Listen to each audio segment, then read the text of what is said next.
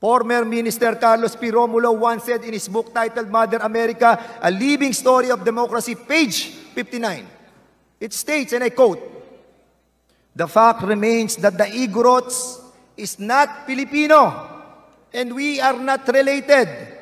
Ang sabi po ni Carlos P. Romulo, na lolo ng ating kasama at kaibigan na Congressman Roman Romulo, na mga Igorot ay hindi Pilipino, and for that matter, pati na rin yung ibang katutubo na hindi nasakop ng Kastila, they are the only ones who were able to preserve our culture, tradition, and religion. Dahil sa kanilang paglaban sa kolonisasyon ng Espanya, that made them preserve their identity. This original culture, tradition, and religion could have been the cultural tradition and religion of this entire nation had it not been disrupted